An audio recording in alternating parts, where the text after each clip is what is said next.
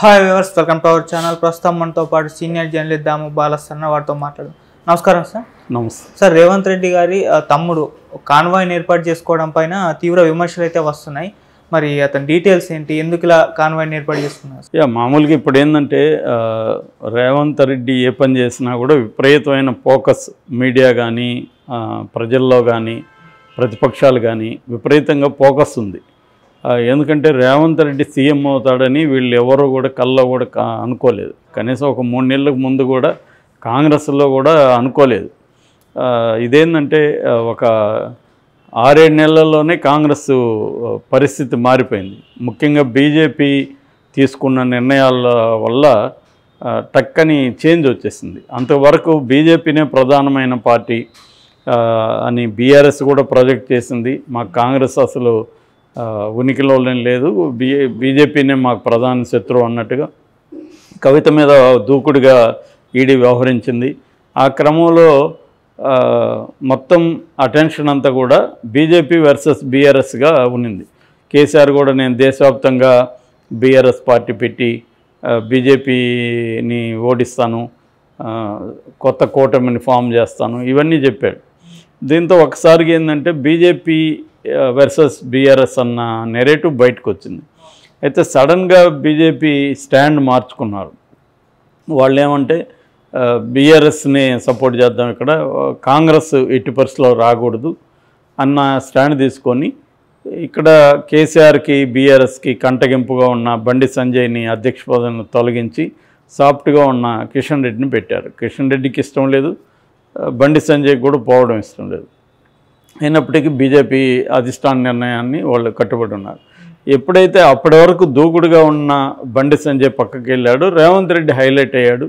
రెండవది వాళ్ళు అక్కడ కర్ణాటకలో గెలిచారు కాబట్టి అక్కడ స్ట్రాటజీలను ఇక్కడ అమలు చేయడం, ఇక్కడున్న గ్రూపులనంతా సమన్వయపరుచుకోవడం, సో రేవంత్ రెడ్డిని బట్టీని మాత్రమే ఫోకస్ చేయడం, అన్నిట్లో ఒక స్ట్రాటజీ ప్లాన్ చేసుకొని చేశారు. అట్లాగే ప్రజలకు కూడా గట్టి హామీలు ఇచ్చారు. అక్కడ ఆల్రెడీ కర్ణాటకలో అమలైన హామీల్ని ఇక్కడ కూడా చేస్తున్నామని 6 గ్యారంటీలు ఇచ్చారు.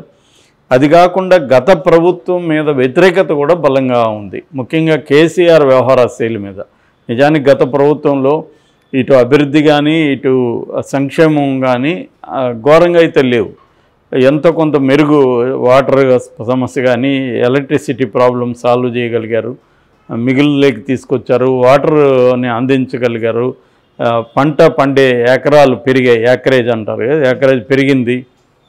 ఇలాగా అట్లాగే కొన్ని పథకాలను కూడా అమలు చేయగలిగారు. అవి ఎంత మాత్రం వెళ్ళాయి అనేది పక్కన పెడితే, అన్నిటికంటే కూడా కేసీఆర్ వ్యవహార శైలి పట్ల వ్యతిరేకత బాగా పెరిగింది. రాను కేటీఆర్ వ్యవహార శైలి పట్ల కూడా వ్యతిరేకత, ముఖ్యంగా నిరుద్యోగుల పట్ల కేసీఆర్ వ్యవహరించిన పరిస్థితి, తర్వాత విద్యార్థులు ఈ సెక్షన్లు బలంగా యాంటీగా మారాయి. అట్లాగే వాళ్ళు ఇచ్చిన కొన్ని హామీలు నెరవేర్చకపోవడం, డబుల్ బెడ్రూమ్లు కావచ్చు, KG to PG ఎడ్యుకేషన్ కావచ్చు, నిరుద్యోగ భృతి కావచ్చు, దళితులకు 3 ఎకరాలు ల్యాండ్ కావచ్చు, ఇటువంటి అనేక హామీలు బలంగా అప్పుడు ప్రచారం చేసుకున్న హామీలు ఏవి కూడా నెరవేరలేదు. అట్లాగే ఉద్యమ వ్యతిరేకులంతా కూడా పార్టీలో చేర్చుకొని వాళ్లకు పదవులు ఇవ్వడం, వేరేజ్ ఉద్యమం కోసం ప్రాణాలు ఇచ్చిన అమరవీరుల కుటుంబాలను పట్టించుకోకపోవడం, ఇటువంటి కొన్ని చర్యలు కూడా నెగిటివిటీని పెంచాయి. ఏ గవర్నమెంట్ అయినా 10 ఏళ్ళు అనేది తక్కువ టైం అయితే కాదు. ఈ 10 ఏళ్లలో యాంటీ ఇన్కంబెన్స్ ఫ్యాక్టర్ అనేది జనరల్గా ఎనీ గవర్నమెంట్స్ పెరుగుతాయి. ఇక్కడ కేసీఆర్ వ్యవహార శైలి వల్ల ఇంకా పెరిగిందని మనం చెప్పుకోవచ్చు. సో ఇవన్నీ కలిపి వీళ్ళకి త్వరగానే అనుకున్న దానికంటే వేగంగా కాంగ్రెస్ వైపు గాలి మళ్ళినట్టుగా మనం అర్థం చేసుకోవచ్చు. సో అందువల్ల కాంగ్రెస్ అధికారంలోకి వచ్చింది. కాంగ్రెస్ అధికారంలోకి వస్తున్న రేవంత్ రెడ్డి సీఎం కానివ్వరు గ్రూపుల్లో, సో సామాజిక సమీకరణాల్లో బట్టి విక్రమార్కకో లేదా సీతక్కకో ఇస్తారు, రేవంత్ రెడ్డికి ఇవ్వరు అనేది కూడా బలంగా వాదించారు.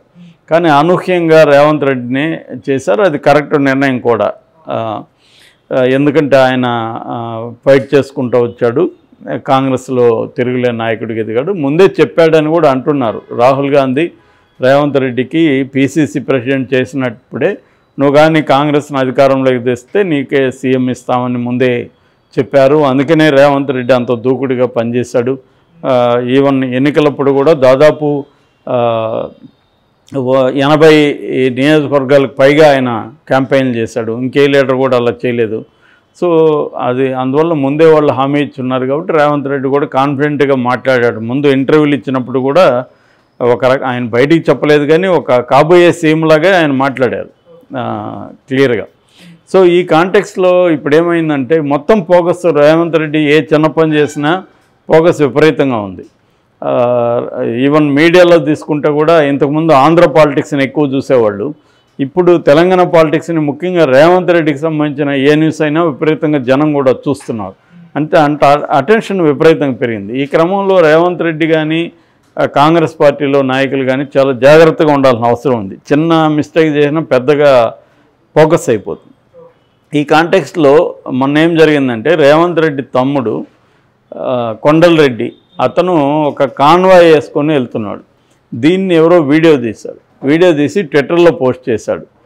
ఇతను ఒక ఎమ్మెల్యే కాదు, మినిస్టర్ కాదు, ఏమీ కాదు, ఏ రకమైన పదవి లేదు, ఇతనికి పోలీసు కాన్వాయ్ అవసరమా, ఇన్ని వెహికల్స్ రేవంత్ రెడ్డికి కూడా లేదు, నిజంగా కూడా అన్నీ ఉన్నాయి ఆ వీడియోలో అని వాళ్ళు ప్రచారం చేస్తున్నారు. ఇది ఎక్కడంటే కామారెడ్డి షబ్బీర్ అలీని కలవడానికి వెళ్తున్నాడు కొండల రెడ్డి. వెళ్తున్న క్రమంలో తీసిన ఇదనమాట. ఆయన షబ్బీర్ అలీ అంటే మనకు తెలుసు, నిజామాబాద్ అర్బన్లో నిలబడి ఆయన బీజేపీ ధన్పాల్ సూర్యనారాయణ అభ్యర్థి, ఆయన దగ్గర ఓడిపోయాడు. లేకపోతే ఆయన్ని కూడా ముస్లిం కోటాల్లో మైనార్టీ కోటాలో ఆయనకు కూడా మంత్రి వచ్చిండేది. ఇప్పుడు కూడా 6 మంది మంత్రుల్లో ఆయన కూడా తీసుకోవచ్చని అంటున్నారు ఎమ్మెల్సీగా చేసిన తర్వాత. ఏదేమైనా ఆయన కలవడానికి కొండలరెడ్డి వెళ్ళినట్టుగా ఉన్నాడు రేవంత్ రెడ్డి తరఫున కొన్ని పనులు ఆయన చేస్తున్నట్టుగా తెలుస్తుంది. సో ఇప్పుడు ఆ కాన్వాయ్ని పెట్టి ఈయన రేవంత్ రెడ్డి మీరు బీఆర్ఎస్ని విమర్శిస్తున్నారు కదా, అధికార దుర్వినియోగం అది ఇదని, వీళ్ళు చేస్తుండేది ఏంది, సీఎం తమ్ముడు అతనికి ఎందుకు ఇంత కాన్వాయ్, ఇది ప్రజల డబ్బును వృధా చేయడం కాదా అని ప్రశ్నిస్తున్నారు. దీనికి నెటిజన్లలో మిశ్రమ స్పందన వస్తుంది. కొంతమంది ఏమో ఫ్యామిలీకి కూడా సెక్యూరిటీ అవసరం కదా, గతంలో హిమాన్స్ అతను కేటీఆర్ కొడుకు, కేసీఆర్ మనవడు, అతను సెక్రటేరియట్కి ఫ్రెండ్స్తో వస్తే అతనికి విపరీతంగా కాన్వాయ్ అంతా రాలేదా, సెక్యూరిటీ అంతా, అతనికి ఏం పని సెక్రటరీతో, అతనేమన్నా ఎమ్మెల్యేనా ఎంపీనా, అతను ఎందుకు వచ్చాడు అక్కడికి, అతను ఫ్రెండ్స్తో పాటు విహారయాత్రకు వస్తే అప్పుడంతా సెక్యూరిటీ ఇవ్వలేదా, కాబట్టి ఇది ఏ గవర్నమెంట్ వచ్చినా ఇది జరుగుతుంటుంది అనేది చెబుతున్నారు. ఒక పక్కేమో రేవంత్ రెడ్డి నా కాన్వాయ్ కోసం గ్రీన్ ఛానల్స్ ఏర్పాటు చేయకండి, ప్రజల్ని ఇబ్బంది పెట్టకండి, రెగ్యులర్ ట్రాఫిక్లోనే మనం వెళ్దాము అని చెప్పాడని చెప్పి అందరూ మెచ్చుకుంటున్నారు. ఒకవైపు అంటే రేవంత్ రెడ్డి కొంత కొత్త విషయాల్ని ప్రవేశపెడుతున్నాడు, కొత్తగా ఉంది వ్యవహారం అంతా, రెగ్యులర్ కాంగ్రెస్ శైలికి భిన్నంగా ఆయన ప్రవర్తిస్తున్నాడు అని ఆయన కొన్ని విషయాల్లో మెచ్చుకోలు వస్తుంది. ప్రజాభవన్గా మార్చడం కానీ, ప్రజల సమస్యల్ని ఆయన సాల్వ్ చేయడానికి తీసుకుంటున్న చొరవ కానీ, రజనీ అమ్మాయికి ఉద్యోగం ఇవ్వడం కానీ, తర్వాత గతంలో ఉద్యమంలో పాల్గొన్న అనేక మంది మీద కేసులు ఎత్తేయమని చెప్పడం కానీ, అట్లాగే సీరియస్గా విషయాల మీద రోజు వెళ్ళి గంటలు సమీక్షించి ప్రతి డిపార్ట్మెంట్ మీద పట్టు సాధించడానికి ఆయన చేసే ప్రయత్నం కానీ, ఇవన్నీ ఏంటంటే కంపేర్ చేస్తారు. కేసీఆర్ ఏమో మనకి ఎప్పుడు అడ్మినిస్ట్రేషన్లో పార్టిసిపేట్ చేస్తున్నట్టే కనబడలేదు. ఆయన పాత సెక్రటేరియట్కి అయితే అసలు రాలేదు, వాస్తు బాగాలేదని, కొత్తది కట్టించారు 700 కోట్లు పెట్టి, దానికైనా వచ్చాడంటే అది లేదు. ఆయన ఎంతసేపటికి ఫామ్ హౌస్ లేదంటే ఎప్పుడో ప్రగతి భవన్కి ఎప్పుడో వస్తాడు. ఈ రెండు తప్ప ఆయన రోజు సెక్రటేరియట్కి వచ్చి వివిధ శాఖలతో సమీక్షలు జరిపి అడ్మినిస్ట్రేషన్ని ముందుకు తీసుకెళ్తున్నట్టు కనబడలేదు ఎప్పుడు. ఈ కేటీఆర్ ఏమో ప్రధానంగా ఐటీ మీద, ముఖ్యంగా హైదరాబాద్ మీద ఫోకస్ చేశాడు. దాని ప్రభావం క్లియర్గా ఎన్నికల్లో కూడా కనబడింది. గ్రేటర్ హైదరాబాద్లో ఆయనకు బీఆర్ఎస్కి మంచి మెజార్టీతో గెలిపించారు. కుత్బుల్లాపూర్ ఫర్ ఎగ్జాంపుల్ వివేకానంద ఆయన 80,000 మెజార్టీతో గెలిచారు. అలాగా నిజానికి ఒక రకంగా బీఆర్ఎస్ పరువుగా పడింది గ్రేటర్ హైదరాబాద్. సో ఈ కాంటెక్స్ట్లో రేవంత్ రెడ్డి చాలా జాగ్రత్తగా ఉండాల్సిన అవసరం ఉంది. వాళ్ళ తమ్ముళ్ళు వాళ్ళు కూడా, ఎందుకంటే వాళ్ళకి ఒక అన్న సీఎం అయ్యాడని ఒక ఇదిలో ఉంటారు వాళ్ళు. సో వాళ్ళు 4 వెహికల్స్ ఇప్పుడు వాళ్ళకి కూడా అంచర్లు పెరుగుతారు కదా, అవన్నీ నిజానికి ప్రభుత్వ వెహికల్సా కాదనేది కూడా ఎవరు నిర్ధారించలేదు. దీనికి సంబంధించి కొండలరెడ్డి కానీ రేవంత్ రెడ్డి కానీ ఎక్కడ ఏం మాట్లాడలేదు.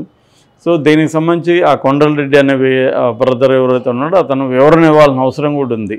ఎందుకంటే లేదంటే ఇదేమవుతుందంటే కావాలని పనిగట్టుకొని బీఆర్ఎస్ సోషల్ మీడియా దీన్ని ప్రచారంలోకి తీసుకొస్తారు, ఈ వీడియోని పోస్ట్ చేస్తారు.